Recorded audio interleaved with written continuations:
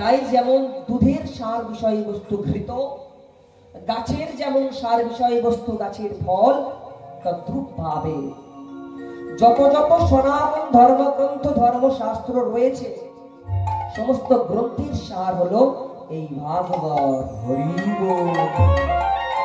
খুব মন দিয়ে শুনবেন। তেনয়ম বাগ্মিও মূর্তিঃ প্রত্যক্ষা বর্ততে হরেঃ।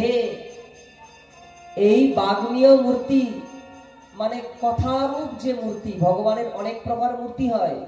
চিন্ময় বিগ্রহ মানে কল্পনার দ্বারা, চিত্তের দ্বারা যে বিগ্রহ আমরা মনে কল্পনা করি।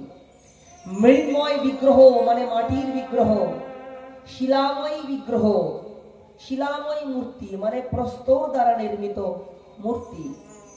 আর বাগ্মীয় মূর্তি মানে কথার দ্বারা নির্মিত যে মূর্তি, বাক মানে কথা।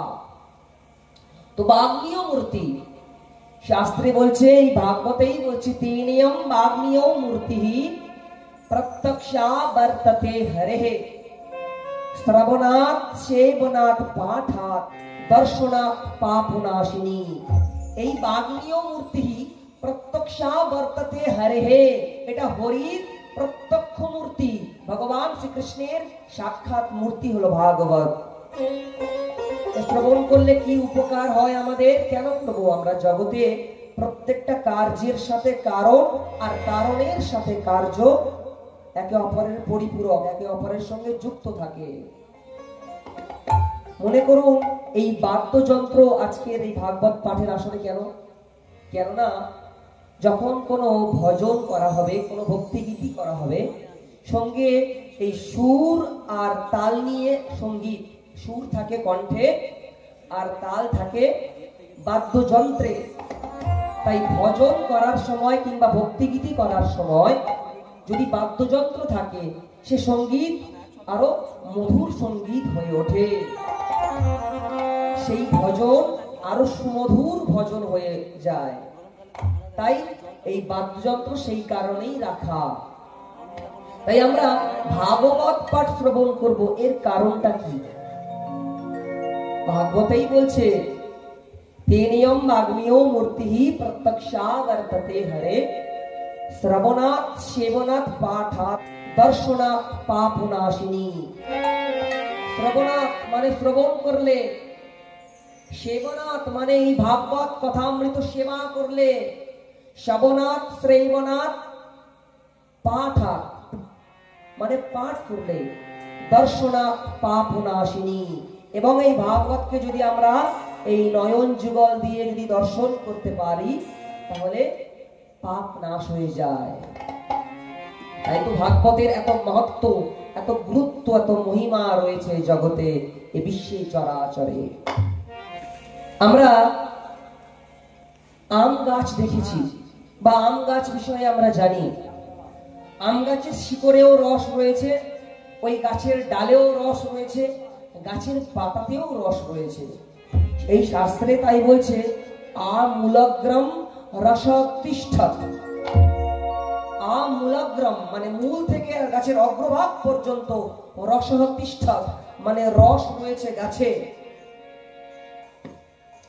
নস্তেন সদ্যতে যথা, কিন্তু এই গাছের ডালে পাতায় শিকড়ের রস এর স্বাদ আমরা গ্রহণ করি না। কিন্তু মাথায় রাখবেন, গাছ থেকে পৃথক হয়ে একটা ফল হয়, ফলে বিস্ম মনোহরঃ। সেই গাছের যখন ফল হয়, আম হয়, সে আম আমাদেরকে, সেই আমের স্বাদ আমরা গ্রহণ করি এবং আমরা প্রসন্ন হয়ে যাই। যেমন গাছের যে বিষয়বস্তু বা সার বিষয়বস্তু গাছের ফল, আমরা জানি যেমন যথা দুগ্ধে স্থিতং সর্পি ন সাদয় উপকল্পতে পৃথক ভূত্বা হিতদ গভ্যম দেবানাম রসবর্ধনম। যেমন দেখবেন দুধ আমরা দেখেছি, কিন্তু দুধের মধ্যে ঘি থাকে, সে ঘিটাকে মন্থন করে করে তুলতে হয়। যখন আমরা দুধ খাই তখন দুধের মধ্যে কি ঘিয়ের সেই স্বাদ আমরা পাই? পাই না তো। কিন্তু ওই দুধ থেকে যখন পৃথক ভাবে আমরা ঘি মন্থন করি, পৃথক ভূত্বা হিতদ গব্যম দেবানাম রসবর্ধনম। ওই দুধে ঘি থাকে আমরা জানি, কিন্তু দুধ খাওয়ার সময় ঘিয়ের সেই স্বাদ আমরা পাই না। যখন ওই দুধ থেকে মন্থন করে আমরা ঘৃত বা ঘি উত্তোলন করি, সেই ঘি দেবতার যজ্ঞে ব্যবহৃত হয়ে যায়, মহা যজ্ঞে তা কাজে লেগে যায়।